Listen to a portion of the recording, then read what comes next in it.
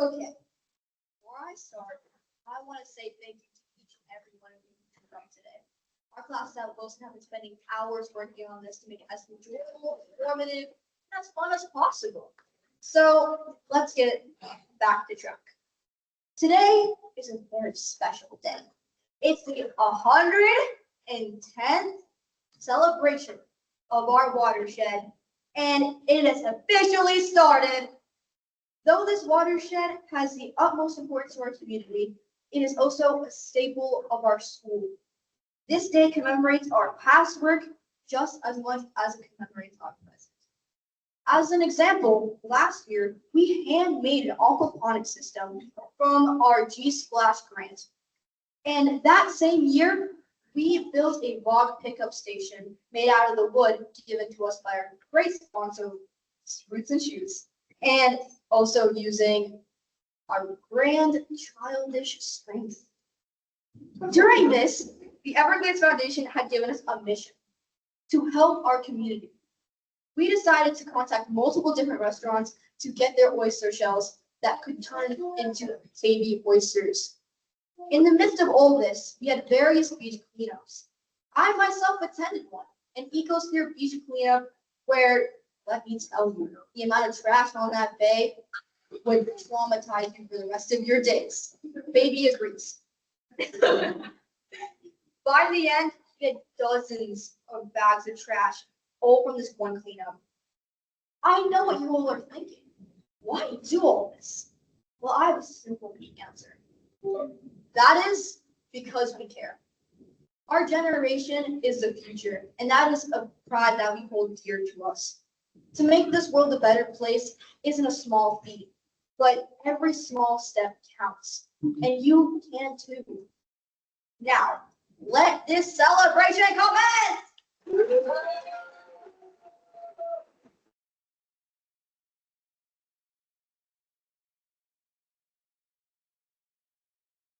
Give a round to Jackson, who's going to tell us about what we've been doing this past year.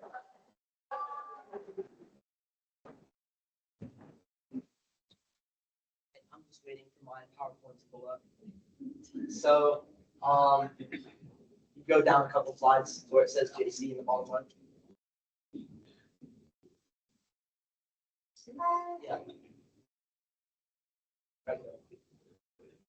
So here are a couple of facts about oysters. You can read them. They're pretty interesting. So, one oyster can filter about 50 gallons of water per day, and that's just one oyster.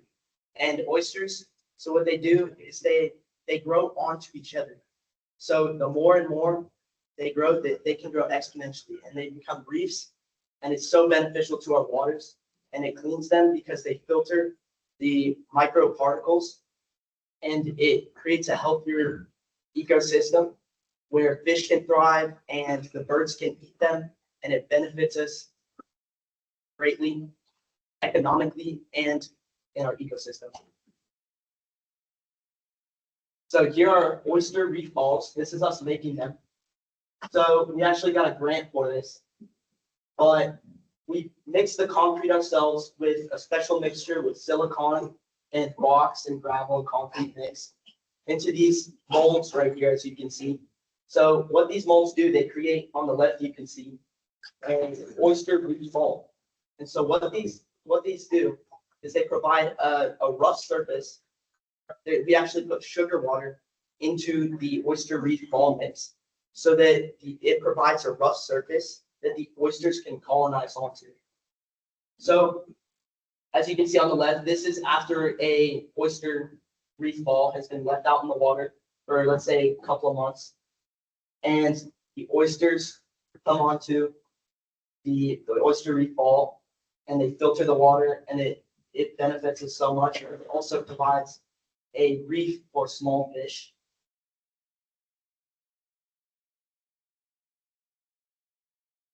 So we're so thankful for Bay Mini Grants because they provided us with so much money for creating our oyster reef balls and aquaponics systems and other projects like the bunnies out there. And we actually have this Tampa Bay tarpon tag right here. So what you do is you go in and you pay for the tag, and your money actually goes towards the ecosystem and helping to fix our data. And that concludes my section of the PowerPoint. Can I get an introduction or an applause for Reverend McDonald?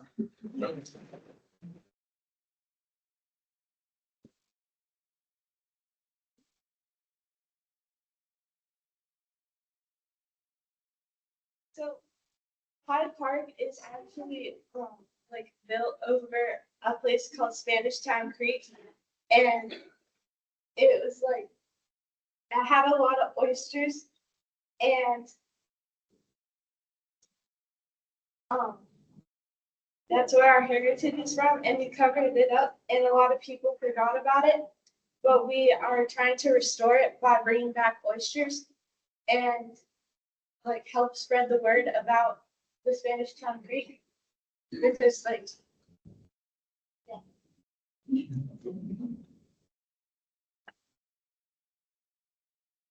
One of the ways we do that is with our vertical oyster gardens, which are oysters strung on a rope that you can hang off a dock, and they help promote oyster growth and like restore our waters to like what they used to be.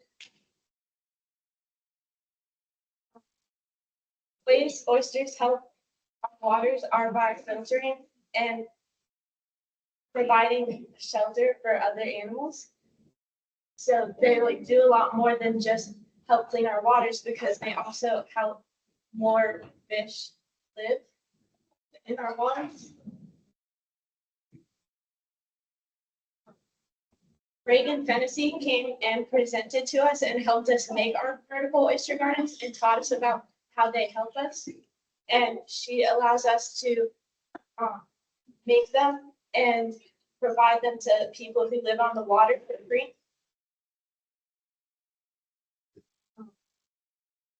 Here we have an aquaponics system, which is where we grow fish and plants. It's a mix between hydroponics and aquaculture. And we have a closed loop system, complete with a fish tank, micro barrels, and the vegetable grow bed converts ammonia from the fish waste into nitrate, which is absorbed by the plants before the water is pumped back into the fish tank. We also went on a field trip to the Tampa Bay Watch Eco Tour, where we toured on the water and caught animals. And we got to learn about the animals that grow in our bay. And we also got to go on a tour through the museum, where we saw native species and also invasive species like lionfish.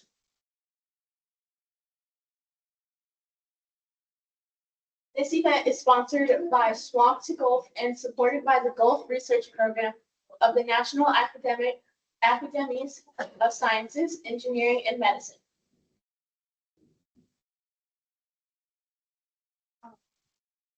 These are oyster reef balls, which also help promote oyster growth, and they're a lot heavier, but they can also be installed in our bay and will help restore our waters.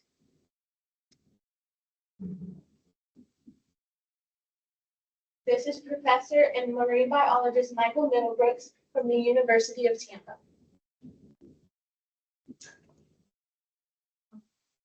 We ask that everyone here over the age of 18 please complete the attendance survey, and you can do that by scanning these QR codes.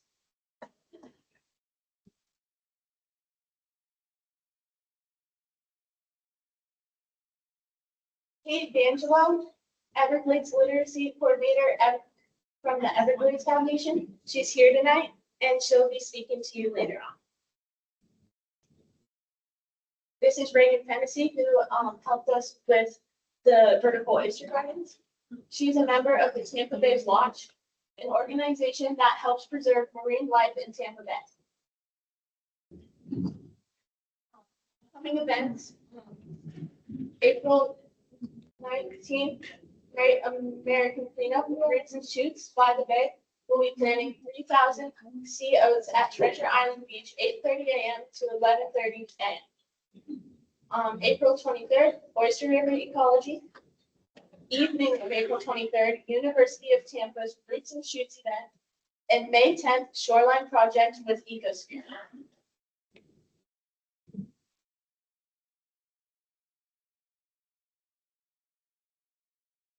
This is our hydroponic system. We have a few of them in our classroom, and we grow plants in them that we can eat. And some of the younger grades do that. They like dissect some of the plants and like learn about them. This is the field trip that we went on to the Tampa Bay Watch. They taught us about the vital role oysters play in filtering water and improving marine ecosystems, and they showed us how to build our vertical oyster gardens.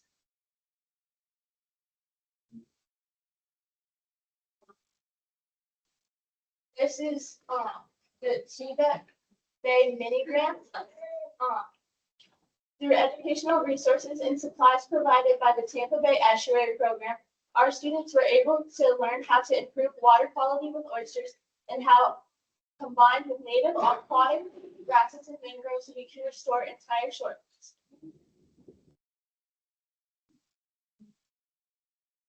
Now it's Eva Balla's turn.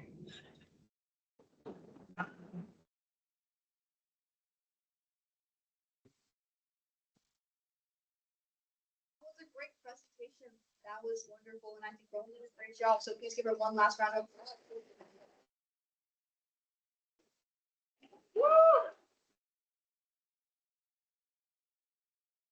Exactly my sentiment. Thank you for that.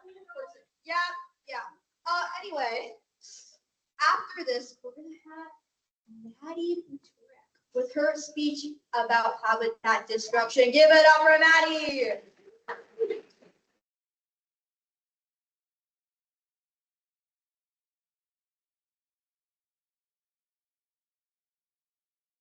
Good afternoon, everyone. My name is Maddie Tort, and this is my take on oyster reef destruction and the decline of oysters.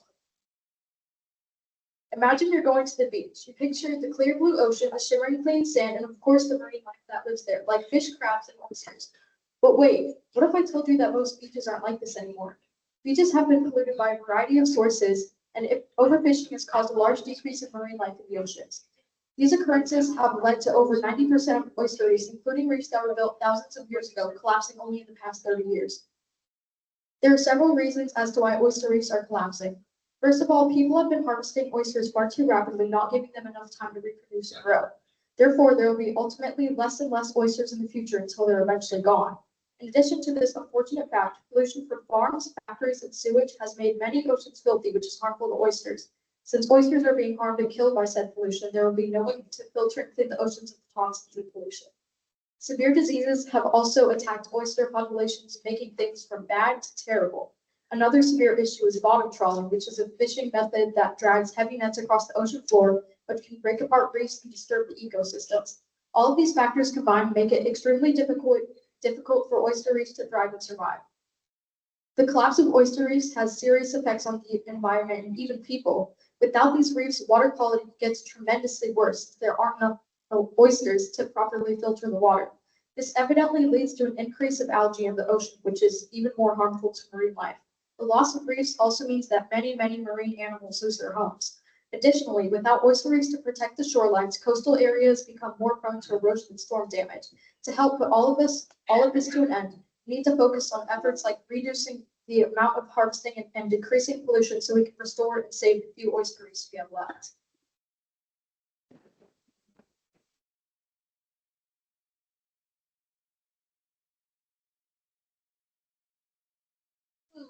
That was so moving. I genuinely, that last line always gets me every time. Jaw dropping. Anyway, next up, we got Kelly, so give it up for her too, folks.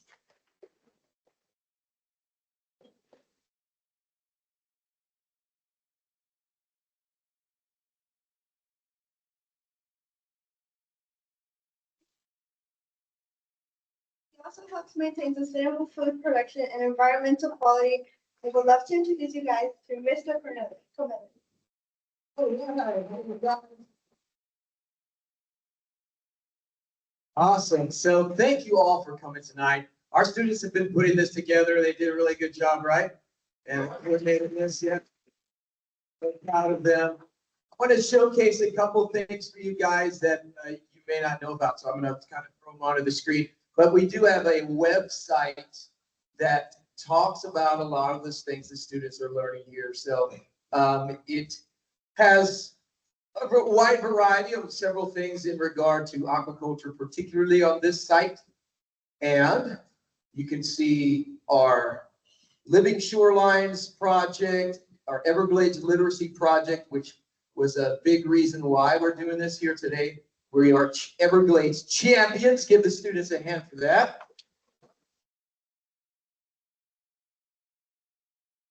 They also just recently hosted students from the University of Idaho and Penn State University and received this second banner here that they'll solve issues facing global agriculture. Give them a hand for that one. Yeah.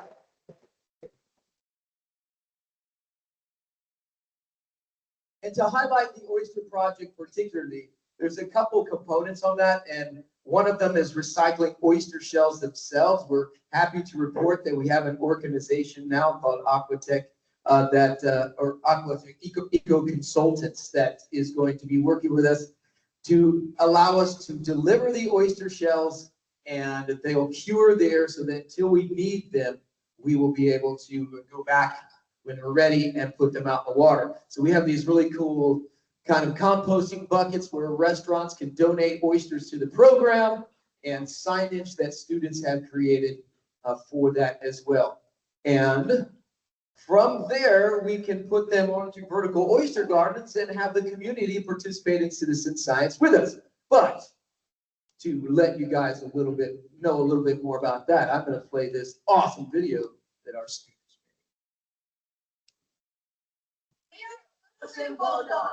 Welcome to Wilson Middle School. Today, we're going to teach you about the importance of vertical oyster gardens, how to obtain one, and tell what up. Let's go! Oysters are marine bivalves or double-shelled organisms. They both live in intertidal and subtidal areas. Oysters are important to the estuary because they provide habitats and feeding grounds for various organisms. Oysters are filtered.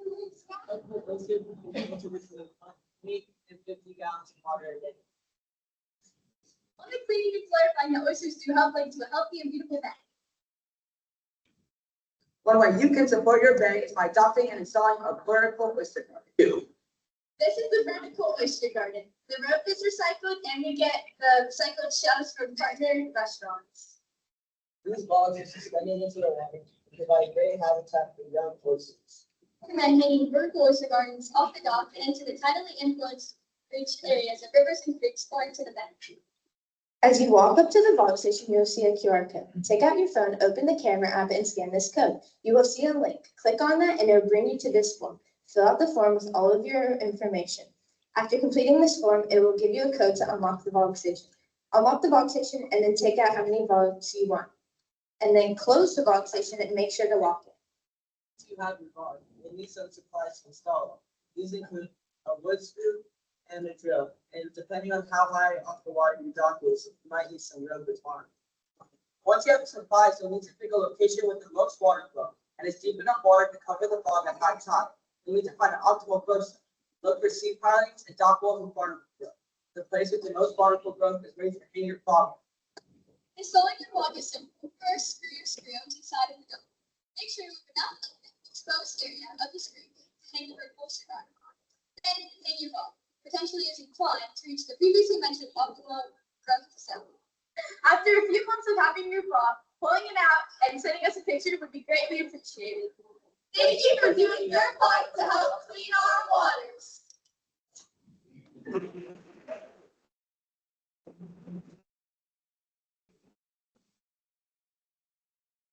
Didn't they do an outstanding job? And I did not help them at all with that. I mean, they filmed the video, they edited the video, they provided all the details, and I don't know how they did the thing with the app where it like sped up and they said it was cap cut. I don't even know what that is, but they did a really good job with that. To kind of give you a little bit of pulse, and I'm going to go really fast, about water and how it moves over the state of Florida.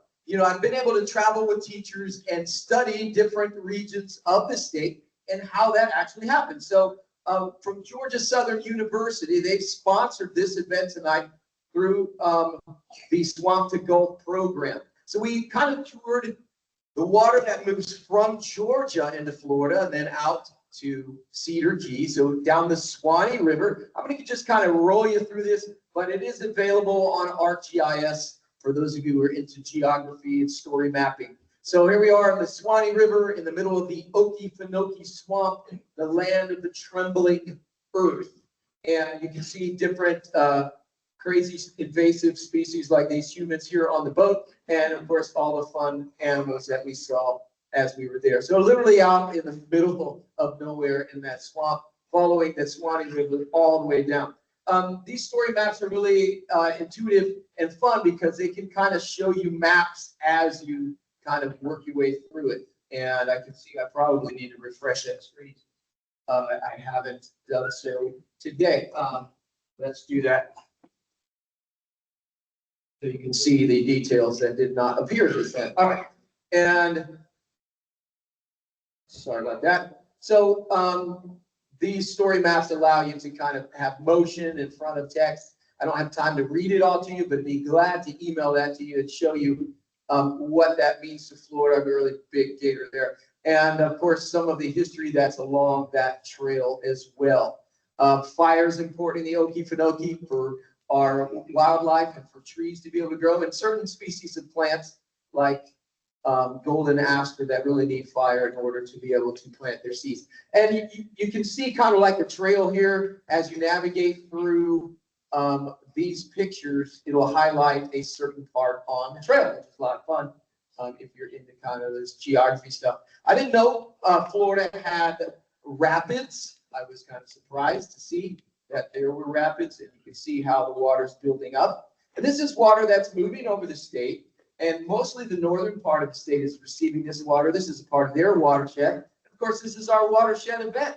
So we're celebrating the water that we drink, the water that's a part of our celebrations when we are having something to drink and sharing with friends and toasting and having a glass of water. That water's a part of our bodies. You know, we're 75% water. Every tear you cry comes from our watershed. And I don't know if you've ever thought of that. We often don't know where our food comes from. And I think we could say just as much, we don't know where our water comes from. We think it comes from the tap. But we're all part of a watering hole, you know, kind of like the water jug or the coffee pot at the office where people go to have conversations. You know, our watershed at one time was a place where people had community. We still do. We just don't realize it. It's a part of us. It's inside of us. And that is a little bit about who we are. How do you like my hat? Look at that. It's great. Horseshoe crab hat. And then it was dead. Sorry, I found it that way. And here is now our watershed, the Hillsborough River watershed. If you did not get that question right on the survey earlier, this is our watershed, Hillsborough River watershed.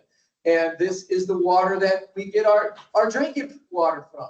And I was able to go with another group of students and study the macroinvertebrates that live in the water there because they're keystone species determining and telling us whether or not that water is healthy. You can find out the health of the water not only due by chemical testing, but by just examining the creatures that actually live there. Your students in our school get to do that every year when they go to nature's classroom, which is a lot of fun. And so you can see the water flows through our Tampa community. These are pictures of where water is sourced, whether through desal or surface water treatment plants or just through the river itself. You can see kind of like the pollution that is in our watershed and how we really can't eat anything that comes out of Hillsborough Bay right now. It's not recommended. You can follow the journey of a single drop of water to Wilson Middle School all the way to the bay right there. And that's kind of interesting to see, but there it is. Here's our school. It's a short drive, but there it is. A single drop of water. So this resource is available for anybody who wants to see it. We're working on a new part to this, and we're going to see how the Everglades flows from Walt Disney World all the way to Florida Bay. You're going to hear a little bit more about that later tonight. But how about we have a couple songs first? Anybody want to hear some music? Let's do that.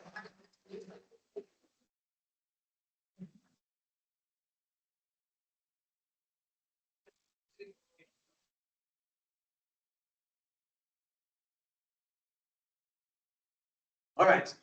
Now, I have some of these that are newer than others and it might be the lyrics, but we'll do our best.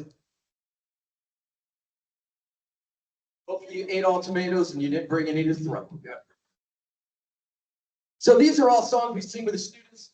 Some of them are a little crazy. We're going to start this first one off with a song called 3. It's the magic number. All right. But first we got to do a little math. What's 2 times 3? 2 times 3. 6 times 3. Some smart people out there. What is the 18th letter of the alphabet? R, every pirate's favorite word is R. Yes. That's this song here. Here we go. I'm going to ask you those questions as we sing it, so be ready. 3. It's a magic number. Yes, it is. It's a magic number. Because 2 times 3 is 6 times 3 is 8. And the 18th letter of the alphabet is R. And we got 3 R's we're going to talk about today. You got to learn to reduce, recycle. Reduce, recycle. Reduce, recycle. Reduce, recycle. If you don't need the water, but if you're going to the market to buy some cheese, better bring your own bags and learn to reduce your waste. You gotta learn to reduce. But if your brother or your sister got some cool clothes, better try them on before you buy some more of those reuse. You gotta learn to reuse. If the first 2 parts don't work out, and you gotta make some trash, but don't throw it out or recycle. You gotta learn to recycle. You gotta learn to recycle. You gotta learn to recycle. Because 3, it's a magic number. Yes, it is. It's a magic number. Because 2 times 3 is, and 6 times 3 is, and the 18th letter of the alphabet is R. We got 3 yards we're gonna talk about today.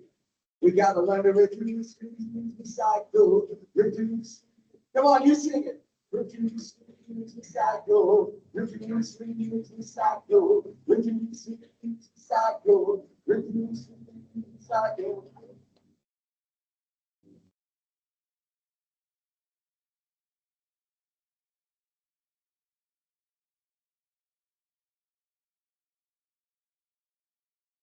All right, reduce, reuse, recycle.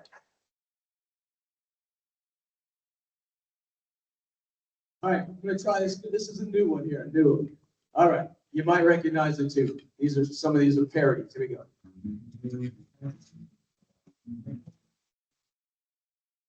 Pa cultivar el agua, pa cultivar el agua se necesita una tropa limpiarla, por ti. Arriba, arriba. Arriba, arriba, por la tierra, por la tierra, por la tierra. Your turn. Agua, agua. Come on. Agua, agua. Agua, agua. Gotta protect the water. Gotta protect the water. Oh, can't you see? For your sons and your daughters. Got to all work together. Get right. Arriba, arriba. Gotta work together. Preserve the earth. Preserve the earth. Preserve the earth. Agua, agua. Come on. Agua, agua. Agua, agua. Agua, agua.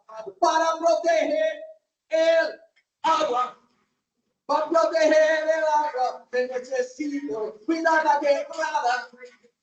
Con manos amigas y muchas ganas, arriba, arriba, todos y juntos por la tierra, por la tierra, por la tierra. Here we go one more time. Agua, agua, agua, agua, agua, agua, agua, agua.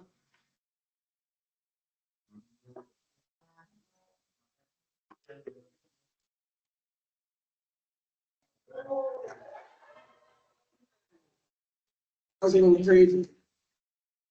To do it. Yeah, that one's got it tough, yeah. All right, we got a couple more. Got guest speakers coming up. So excited about them. Here's one, it's really special.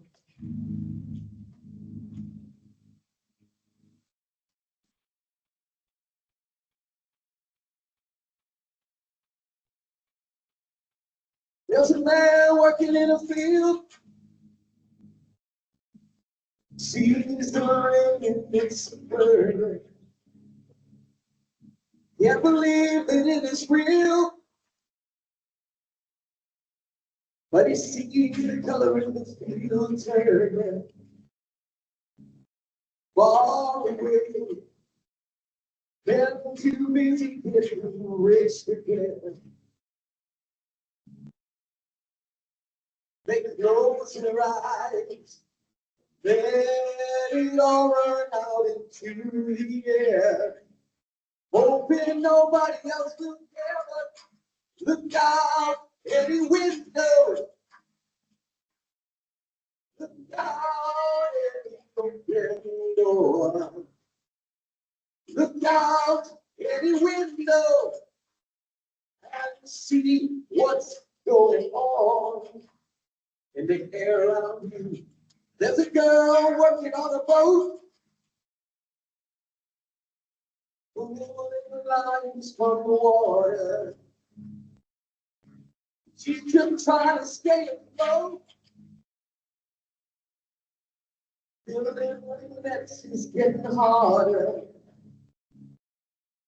Far away, they bend the rules so easily. They close their eyes, let it all run out into the sea. Hoping nobody else will see, but look out every window. Look out every door. Look out every window and see what's going on.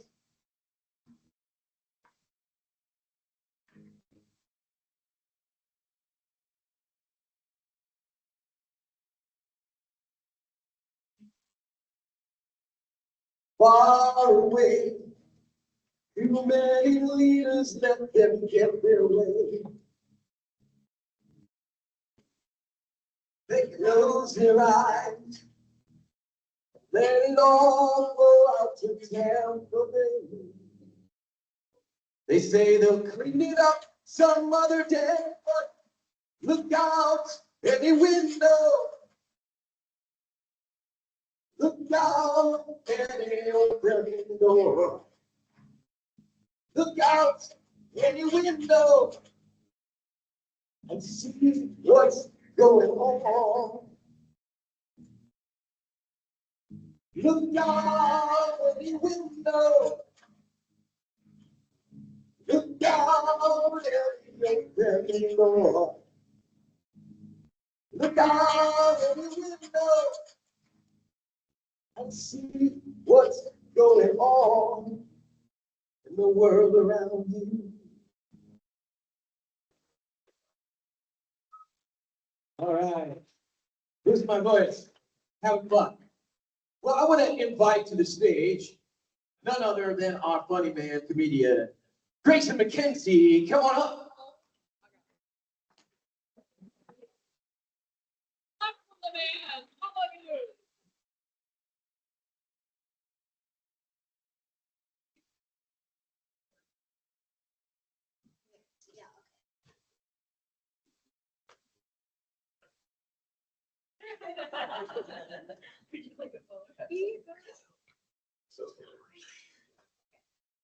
Well, that was a lovely introduction. Now, originally, we thought that Thomas Reese would not be able to join us, but according to Mr. C, apparently he has been able to join us today. So that's pretty lucky. Now, Thomas Reese is a part of the company Ecosphere, and Ecosphere has participated in numerous restoration projects, such as creating habitats for manatees, buildings and shorelines, and restoring wetlands. Now, Mr. C wanted me to tell a joke, because that's how he introduced me. So, what do you call a workplace for a shark? An office. Without further ado, let's welcome Thomas Reese to the stage.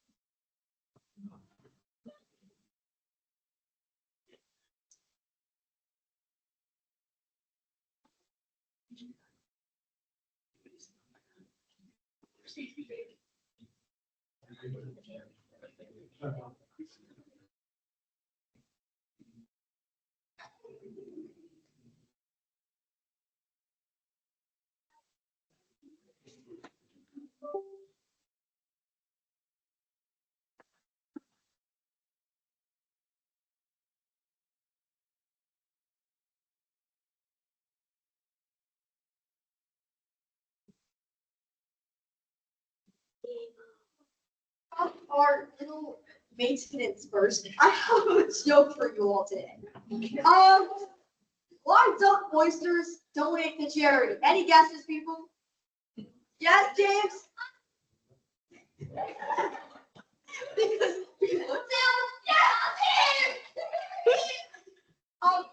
he doesn't have a guess and he fails. That was terrible. James, sit down. Okay, this is not public shaming, by the way. Come over to my joke. Okay, let me deliver it. They're shellfish.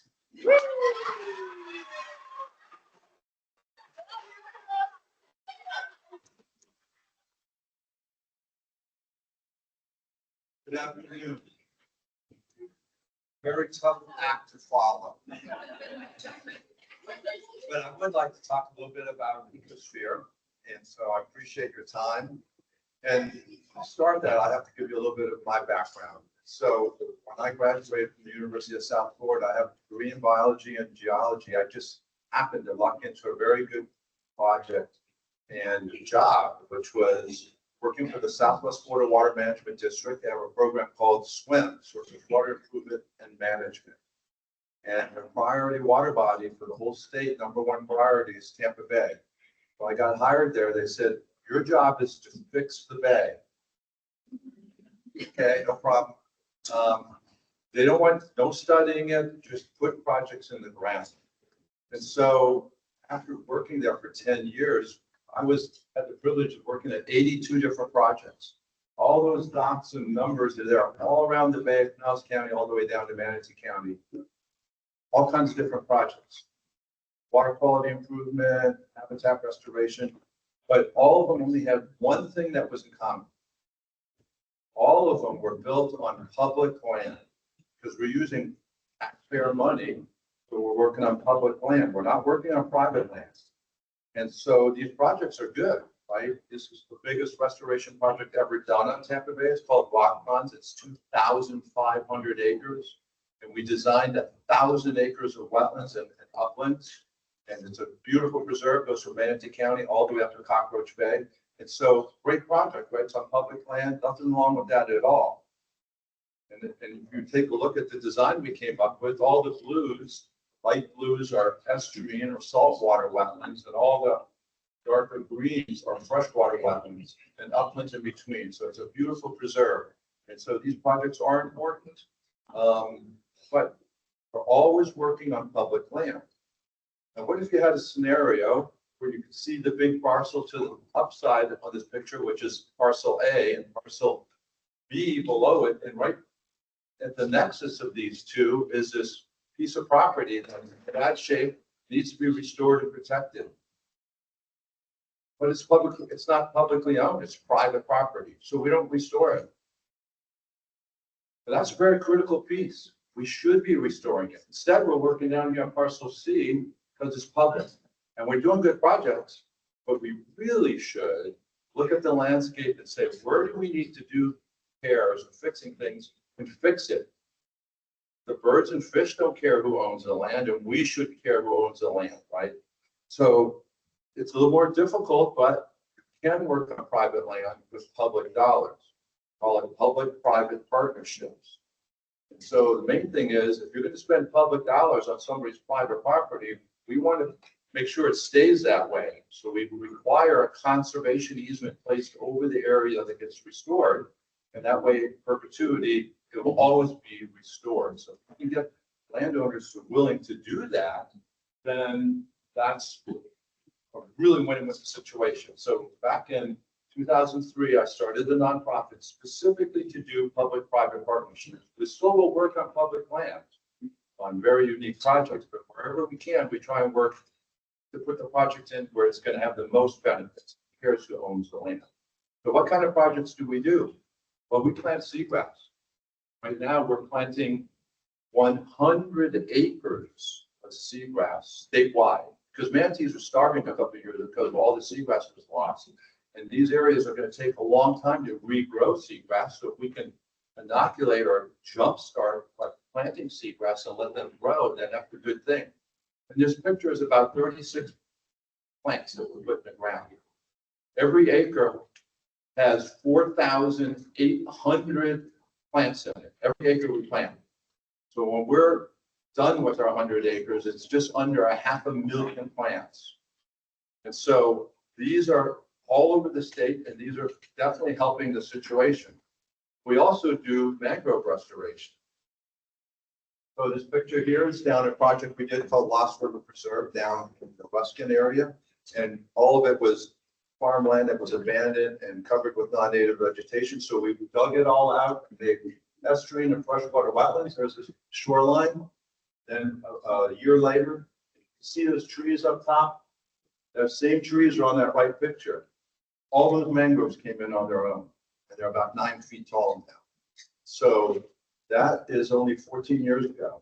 And so this is very productive, really great fisheries. We also do live in shoreline.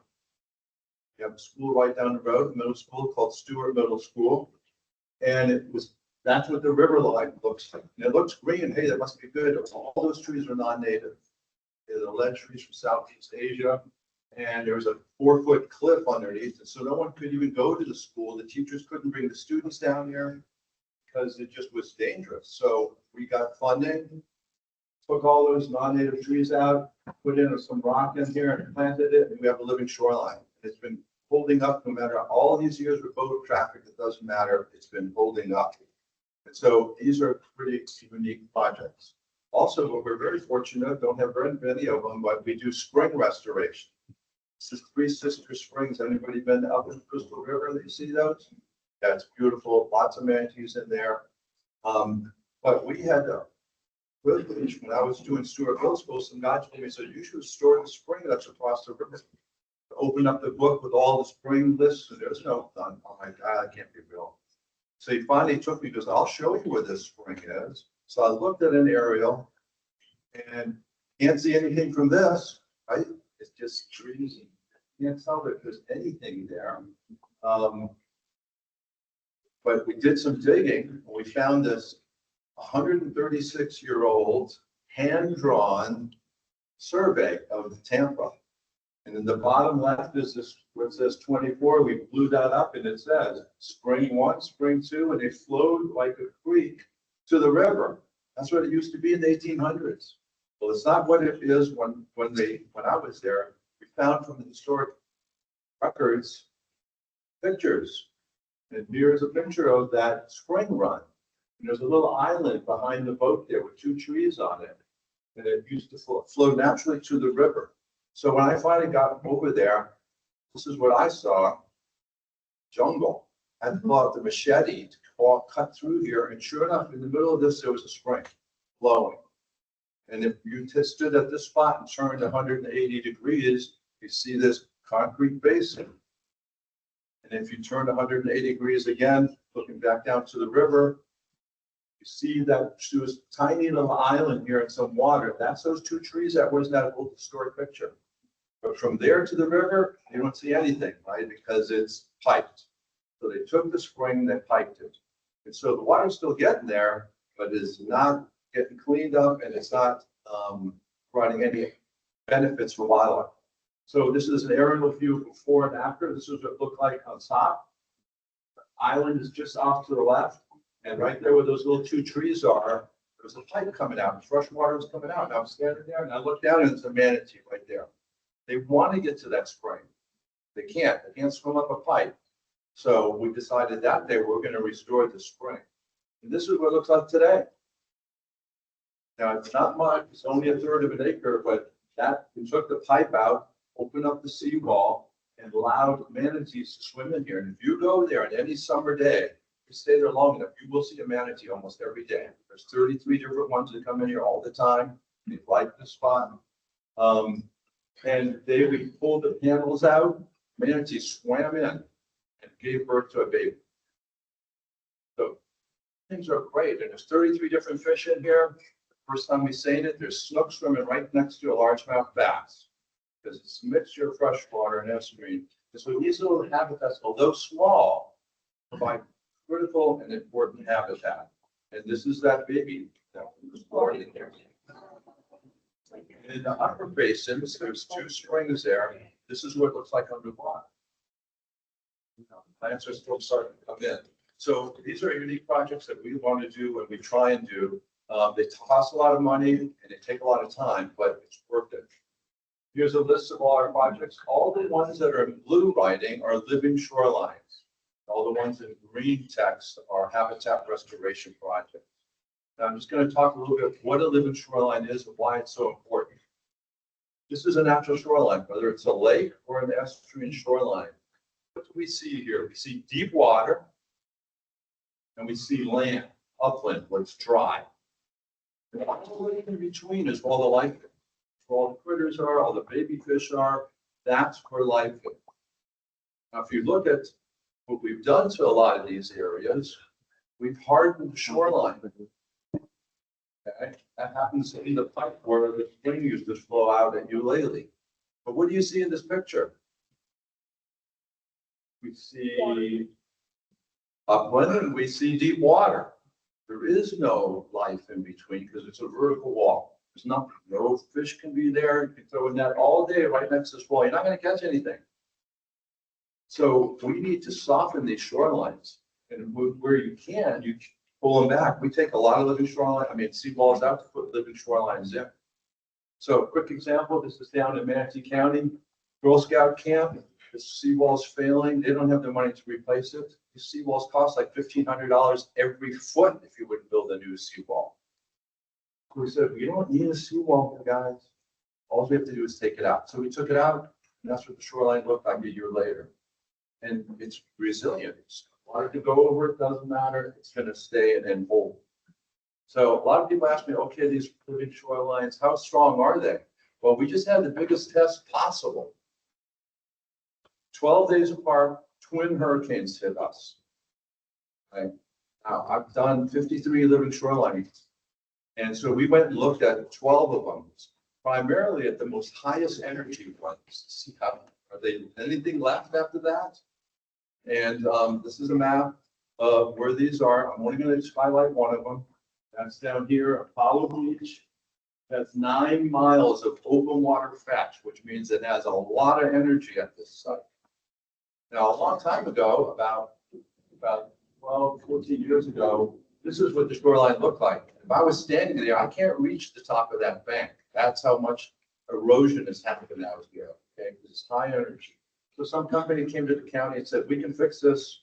We have the solution. And I've used these Delta lock bags, viral lock bags. I've used them, and they work really well in the right situation. And they look good, right? They've got grasses growing out of them. A spoiler alert, look to the background of the house next door, a lot of rock, because these can't handle all this energy. That's catastrophic failure. Okay, so it's a wrong solution for this site. And that's the last thing we want to say, oh, these don't work. Well, they do if you design them right. So we got pulled in working with the county and the coastal engineer. And what we did is, but if you have to break that energy out, And see, this is what they look like a year later. Plants are growing, you know, great fires are protecting the shoreline. This is 1 week after Hurricane Milton. And Milton double. No damage. And we got some erosion from the uplands. Plants need to be replanted, but not a single rock moved, the whole shoreline completely held. So these do work. So that's really reassuring, and we want people to know that they work. And all of our projects that we looked at held up, no matter where they were in the bay. If they're designed right, they will work. So we're almost done here. I wanted to show you kind of some of our projects that we're doing. I'm not going to go through all these, knowing that our biggest one is this 100 acres of seagrass that we're planting right now. And you guys, as students here, have come and helped us out at Stewart Middle School, and we have a project coming up for you that can help us plant and remove trash along the living shoreline here in the bay. So there's plenty of opportunities. We work with college students, middle school students, high school students. They come out with us for a Saturday for a couple hours in the morning. We really can make the difference. In a couple hours, we can remove 20, 30, 40 pounds of bags out in the morning and put plants in. So there's a lot of opportunity. We like to work with you guys where we can. And with that, I'm going to stop and see if there's any questions. I'll try and answer. Yes, sir. You find you're going to have to really repeat that for me. You're still looking at the sparkling project. Oh, the spring is, you know where the Eulalie restaurant is? Downtown Tampa, right by the Heights. And so it's on the northern end of the Riverwalk. So if you went on the Riverwalk, all the way to where it stops, that's a restaurant there, Columbia restaurant called Eulalie. Very good food there, but that's where the spring is. When the restaurant was going to put that in, they were going to make that all parking lot. Guys, we can do better than a parking lot. First of all, we can work with something else. We can parking across the street, and we're going to restore the spring. So they love it. It's a really nice attraction. So great question. I should have mentioned where that was. Yes. What do you plan to do with Palmacia Springs? What's the question? What are we planting? What do you plan to do with Palmacia Springs? Oh, okay. That's a great question. Palmacia Springs is Fred Ball Park right down the road. And what we're going to do, that used to be a huge swimming area, really it's 1900s. And the water quality got bad, so they just filled it in, paved it. So there's just a small, smaller than the stage, concrete ring, and that's a spring. And there's a second spring that flows beside it. It doesn't even connect. So we're going to take all that concrete out and put it back to what it used to look like with plants in it, and then combine the two spring flows so they get cleaned up a little bit. Then they'll flow under Bayshore Drive right back into the bay where they should go, but at least the water will be cleaner. And where it comes out into Bayshore, we want to put oyster domes and oyster bags. And that's another opportunity where we could work with the school because salinity is perfect there for oysters. So that's what we're going to do there. So that's just starting. We haven't even started the design yet, but another year we should. I'll take one more question in the back and you're gonna have to really yell. How can the ceiling, like, how can the hurricanes impact the ceiling? How can what impact the How did the hurricane impact life? That's a really good question. We know that all the rain we had brought a lot of dirty water down the rivers. And so it probably had some impact on our seagrass. We just did seagrass mapping right before the hurricanes, and it showed we had 1,900 acres more in Tampa Bay. So that's good. We're increasing seagrass, but unfortunately, we probably lost a little bit with the hurricanes and all that energy. And then anywhere where the shorelines were not protected, it really stirs up the water and causes erosion. So these hurricanes have a double effect. Not only is it affecting us and our homes and our businesses, but it's also hurting the environment. So we got to be sure that the shorelines are resilient so it can handle energy like that. So I thank you for that question. And thank you for having me this afternoon.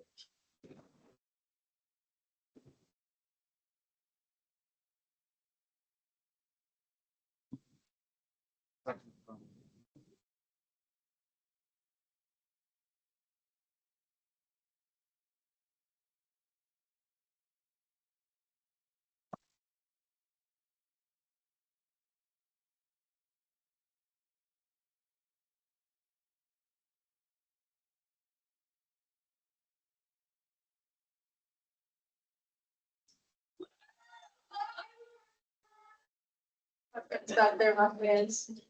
Hi, everyone. I'm Lila Arnold, and I'm part of Mr. C's Agriculture Communications class. And today we have a very special guest with us, along with some others, and her name is Tate. She was born and raised in a small town of Naples in upstate New York, and is a graduate of the Nova Southeastern University with a bachelor's degree in marine biology and many different.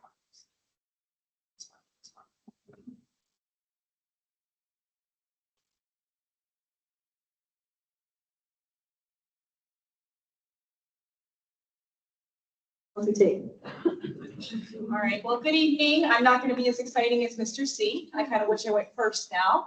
I don't sing, I don't dance, but I am here to tell you a little bit more about the Everglades, which you've heard your students talk so much about today and how that connects to you here in Tampa Bay.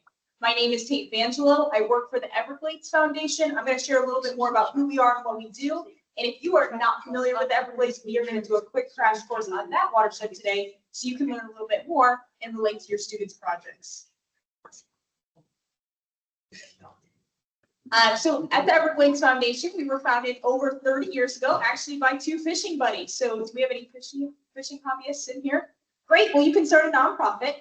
These two buddies went down to the Florida Keys in the summer and they would go fishing, and they started to notice in the 90s that the water quality was changing.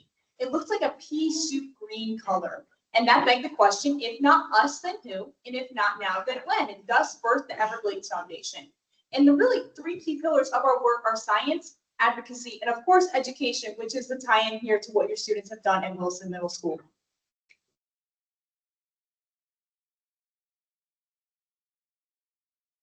So I mentioned I was going to give you a little crash course on the Everglades. I'm sure your students have educated you a lot over the last couple of years that they have been learning about it, but Everglades restoration is actually the largest ecosystem restoration project in the entire world. And there are a lot of eyes on how Florida and the federal government are completing the Everglades restoration project so that they can be modeled elsewhere across the entire globe. The Everglades is the largest subtropical wetland system in the entire United States, and it's home to over 2,000 different types of plants and animals. Now, don't worry, I'm going to tell you exactly where the Everglades is. Yes, it is much closer than just the national park boundaries in South Florida. But really, we'd like to drive home the importance of the Everglades not just being a home for plants and animals, but it's a huge part of our economic engine here in the state of Florida. If Florida's the fishing capital of the world, we have to be able to support that, right? It supports our tourism industry, our real estate industry, and so many more things. Historically, the Everglades started all the way up by Kissimmee in the headwaters of Shingle Creek. So if you've ever been to Universal, it's across the street from that. That is where the Everglades ecosystem and watershed starts. That water flow starts all the way up in Kissimmee, making its way south into Lake Okeechobee.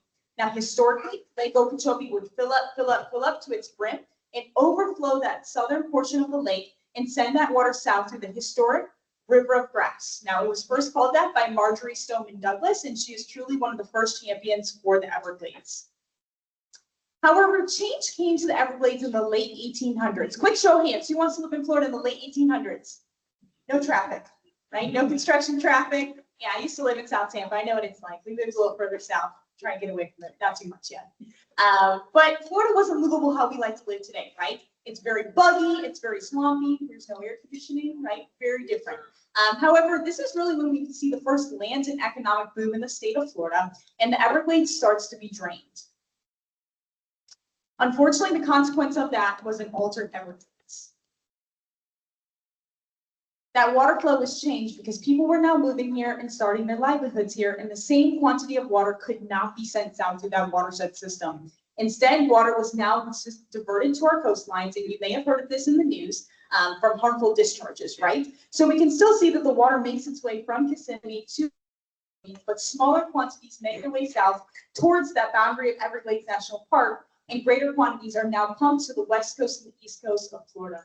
And unfortunately, that creates consequences that we see with water quality and quantity. When we think about water quality, that is your biggest connection here in Tampa Bay. Although Tampa Bay is not within the Everglades watershed, it is directly adjacent to it and heavily impacted by the health and the plumbing of the Everglades. Because unfortunately, when there's discharges from Lake Okeechobee, they're loaded with things like excess nutrients like nitrates and phosphates your students have been learning about in Mr. C's class, where they can be helpful to grow plants. But when they end up in our waterways, can lead to things like toxic blue-green algae and red tide. And as I mentioned earlier, Plants and animals don't really care about where the boundaries of watersheds are, right? And nor does red tide. Red tide can cover the entire west coast of Florida, even if it is outside of the Everglades watershed. But we can't forget the importance of water quantity, right?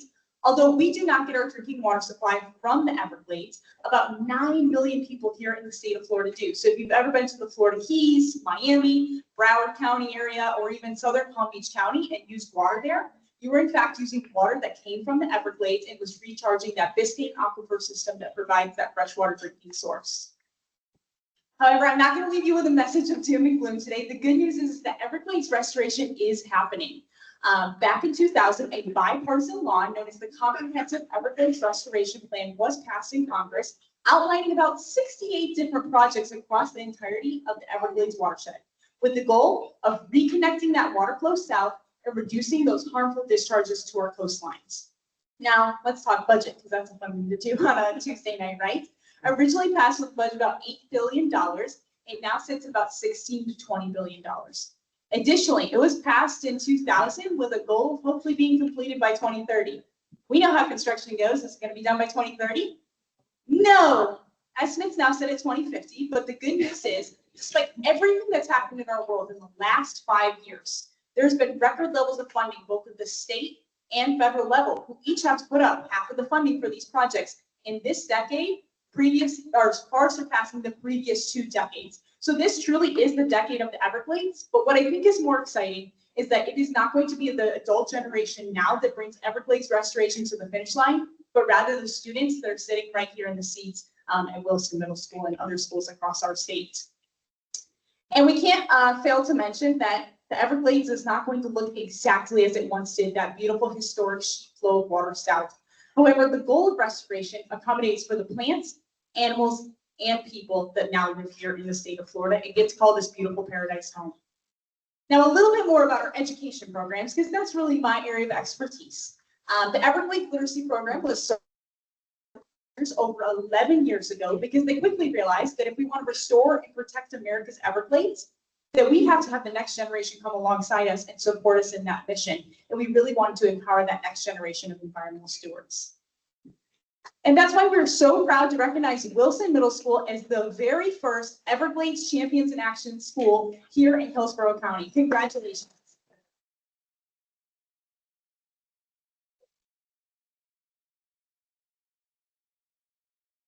I think you guys may actually be the furthest north Everglades Champions in Action school that we do have.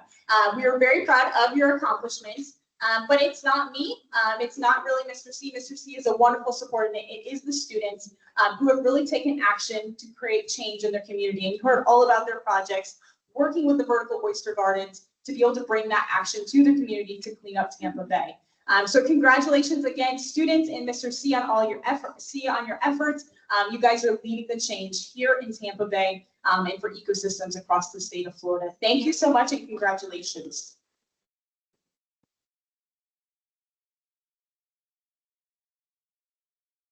As we are coming up on Earth Week, and you can imagine somebody who works for an environmental nonprofit is not busy at this time of year whatsoever.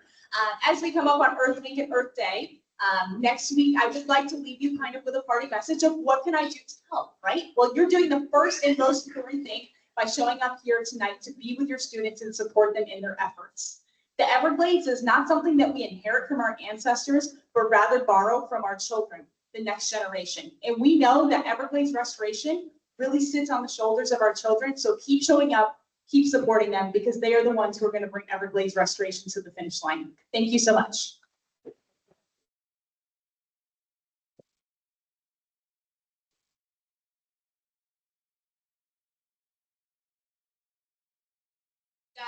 Daniel Hammond is a passionate and respected water resource specialist who is committed to using science to make a meaningful impact. With a strong background in testing water quality in and around Tampa Bay, he brings both expertise and dedication to his work. Daniel Hammond holds a master's degree in science and policy from the University of South Florida and a bachelor's degree in marine biology from the University of South Carolina, which helped shape his well-regarded character development science. So without further ado, please welcome Daniel Hammond. Thank you very much. And wait, am I the last one? Is that good? So, Yeah. so I know everybody wants to me to go quick and get out of here. But luckily for everybody here, all you students did such an awesome job of talking about oysters today. I don't really have anything left to say. I could just say ditto and walk off the stage. So what I want to do, my name is Dan Hammond. I am a marine biologist and environmental scientist with an engineering firm called Freeze and Nichols here in Tampa. My background is in water quality, so I do a lot of water quality improvement projects. I've been really lucky to do a lot of water quality improvement stuff around the whole country. I've done projects in the Great Bay Estuary in New Hampshire. I've worked on salmon in Idaho, and we've worked on bays over in San Diego as well. But, you know, Tampa Bay is my home. This is where I live now. This is the place that we really need to be working on. And I love all this effort that Mr. C has put in with all these students. I've done such an excellent job. I'm going to talk a little bit more about oysters. I know how much more I'm going to talk about oysters. Holy cow. Oysters knew we were talking about them all day. We need to be really happy for us here. So I'm going to talk about water quality. I'm going to talk about oysters, say a lot of the things that have already been said. But this is how we're going to improve water quality and improve Tampa Bay. Now, when you think about restoring water bodies, you usually think of what? What comes to mind? Is an oyster the first thing that you think about? Probably not. You're thinking of whales, dolphins, sharks, and all the cool stuff. Oysters don't get nearly the attention that they need for these reasons. Now, oysters are massively important to our ecosystems. As you've already learned, you have already all these really cool projects about how to restore oysters and bring them back into the bay. We've lost 85% of our oyster beds around Tampa Bay. It's really affecting our water quality. So what do? What is it about an oyster that makes it so valuable to us? Well, first of all, oysters are ecosystem engineers. What does that mean? That means they actually build an ecosystem around them. One of these pods that you see here, each one of these is an ecosystem unto itself. It has all kinds of creatures to it. We build the big reefs and then put out the oyster balls to stop waves from coming in. They stop the waves from storms. They stop the waves from boats going around. So it's really important that we call them and we recognize these oysters for what they are. They're actually building ecosystems. And that's something we just don't get with other animals. So it makes them really important. The other is that they're food and habitat for all kinds of other creatures. The seawall doesn't provide food and habitat for anything else in the ocean, but oysters do. And we eat them, but we're not the only thing. We're all kinds of other worms and invertebrates eat them. They bring in fish. Fish then eat those. And so it cycles through the entire food web just by having the oysters and creating the habitat for other animals. Water quality, that's my passion. That's my background. That's where I come from, is a water quality background. So that's why I have motivation to learn more and talk more about oysters, is because of the water quality benefit that they bring. You've probably always heard that oysters filter up to 50 gallons of water each day. Well, you'd be surprised to learn there's actually very little research to show that number. So that's where I get interested. I'm a scientist at heart, and so I want to figure out why these oysters are doing what they're doing, how they're doing it, so that we can really learn what the environmental impact is of each and every oyster that we have out there. So I'm going to tell you about a little bit about a project. And this isn't a project that's already in place. This is a project that I'm trying to make happen. Okay, so this is the next step. And these are the things where all the students here, we're going to need your help. These are the kind of things that you can be involved in. And so we have an idea. Yeah, everybody knows our Riverwalk is right up the street here. What I want to do is put vertical oyster gardens on the Riverwalk. Oysters on the Riverwalk. You already have areas that are hanging over the water. It's in an urban area where everybody can see it. It's a massively important community and educational opportunity for us. And so what I'm doing is trying to talk to a whole bunch of organizations to try to get them to agree that this is a good idea. I've got organizations like Friends of the Riverwalk and Tampa Bay Watch and the Tampa Bay Estuary Program. Mr. C's class, we've been talking about this for a while. This is a really important project also because of its location for a couple of reasons. One is that you might think that environmental restoration always happens somewhere else. You see, some of the pictures you see are in places you'll never see anywhere else. You'll never go to. You'll never know what it is. The importance of this is that it's right where people live, work, and play in Tampa. This is a huge, important area. Thousands of people every week go up and down the Riverwalk. What if we had a restoration project right in this urban area that was improving water quality, creating habitat, and everybody could see it. And you could interact with it and you could see the benefit for yourself. That's the community and educational component that we're trying to show. So this is what a VOG looks like 8 months after it's been installed.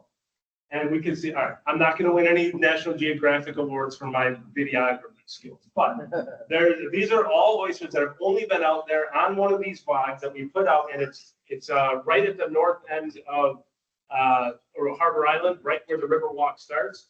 And so you'll see it's not only the oysters and algae, but it's also the fish that are always coming around. There's dozens of fish within less than a year that are hanging around this one VOG. That's just one of these here.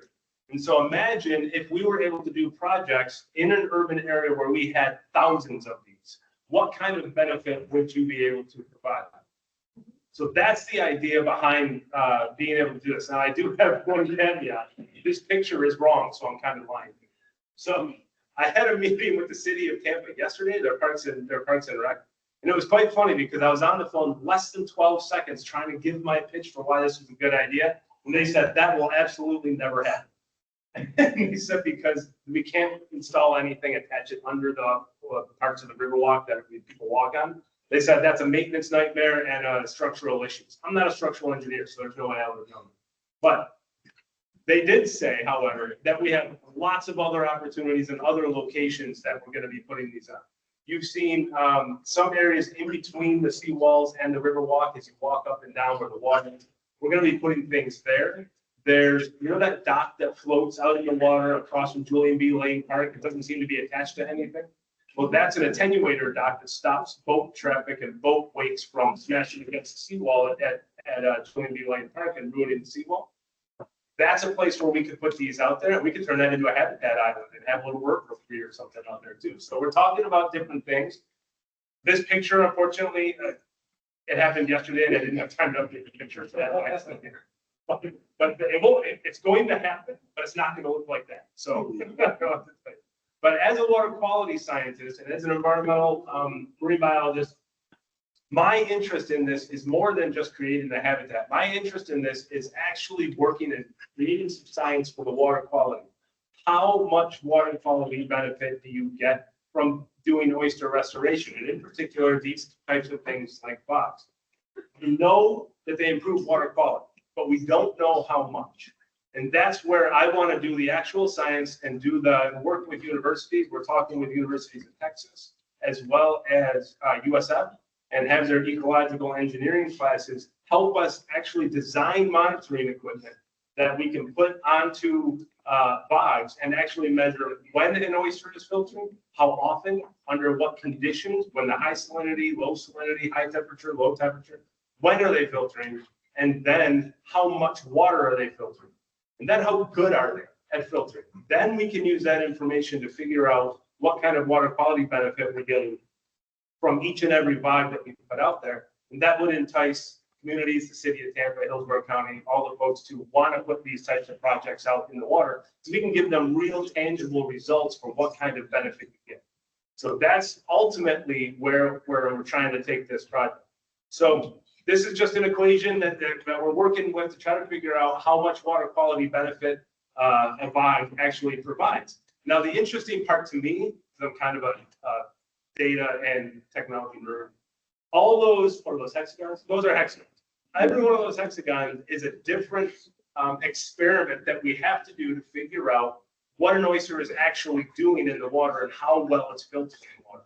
So all of those are opportunities for students, for universities, for all your students here to get involved and help with the research.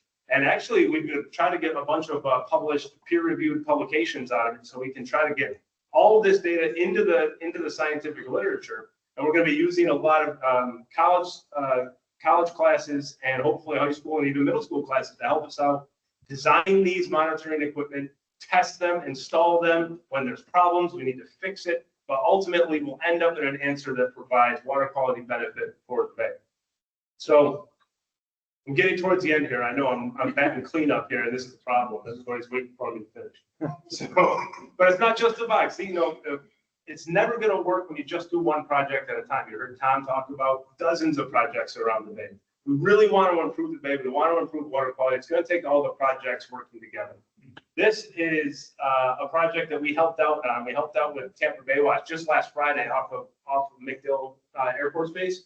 We're putting in a bunch of reef balls and reef bags to help stop the wave action and provide habitat for the oysters. And we're putting out bag by bag, dragging them from a boat.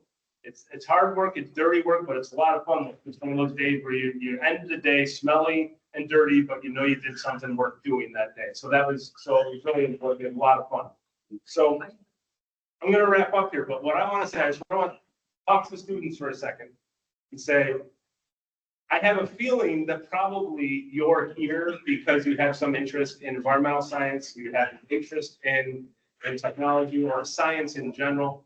And it doesn't matter whether you care what is inside a black hole or how a star is formed or how much water an oyster filters. It's really important that you are here caring about the science and carrying on and learning as much as you can and thinking about what to do next and where we should go from here and how can we improve on all of the science that we're doing here.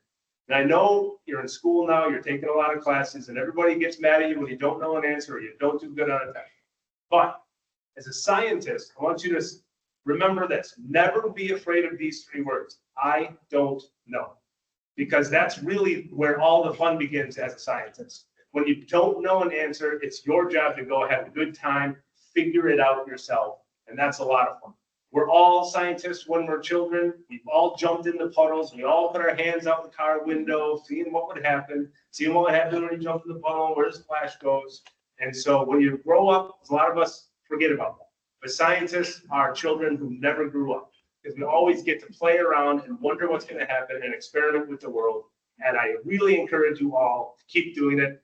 And thank you to Mr. C for all this really cool work. I love him inviting me to be here tonight. I really appreciate your time and thank you. I'm done.